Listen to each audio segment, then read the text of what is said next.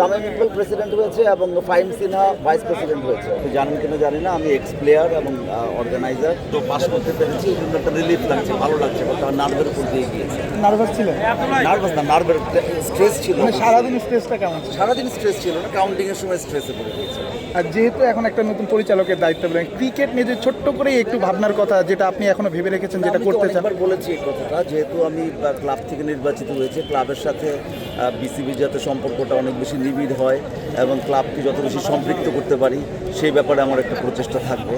আর যেহেতু চিকিৎসক, আমি অবশ্যই অলরেডি বলেছি স্পোর্টস মেডিসিন, বায়োমেকানিক ল্যাব তৈরি করা এবং মানে প্লেয়ারদের ইঞ্জুরি প্রবণতা কমিয়ে নিয়ে আসা, ফিজিওথেরাপিস্ট, ফিজিক্যাল মেডিসিন, অর্থোপেডিক্স, এই সমস্ত ডাক্তারদেরকে অনেক বেশি করে সম্পৃক্ত করা এবং তাদের ফিজিক্যাল ফিটনেস এবং তাদের অন্যান্য সকল কিছুর দিকে স্পেশাল খেয়াল রাখা এবং তাদের খাদ্য পথ্য সব কিছুর ব্যাপারে আমাকে স্পেশাল নজর রাখার একটা ইচ্ছা আছে আমার।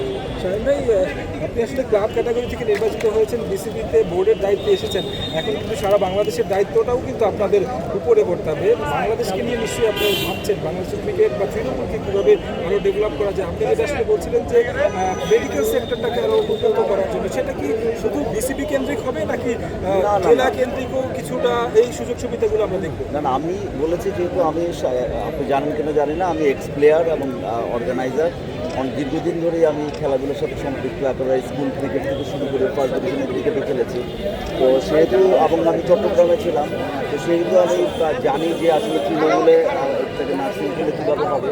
আমি ক্লাব বলতে আমি পুরো বাংলাদেশের ক্লাবকেই বোঝাচ্ছি। ক্লাব বাঁচলে ক্রিকেট বাঁচবে, আর ক্রিকেট বাঁচলে ক্রিকেটার বাঁচবে।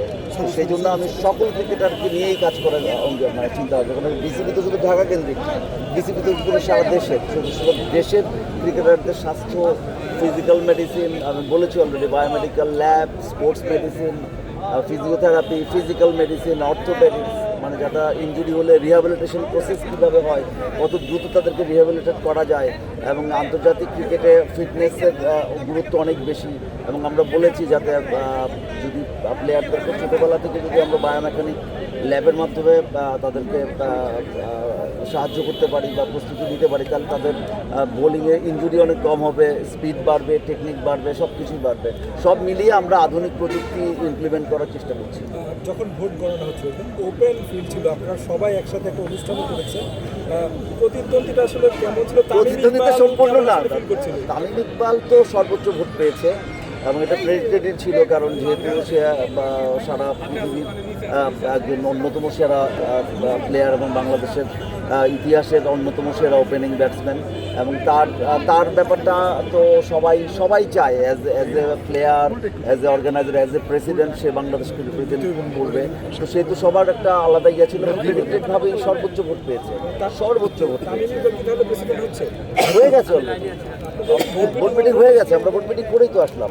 তামিম ইকবাল প্রেসিডেন্ট হয়েছে এবং ফাহিম সিনহা ভাইস প্রেসিডেন্ট হয়েছে এবং আপাতত একজন। পরবর্তীকালে আমরা হয়তো বা মিটিংয়ে সেই সমস্ত সিদ্ধান্ত পরবর্তী নেওয়া হবে। আজকে যেটা আপডেট সেটাই বলবো।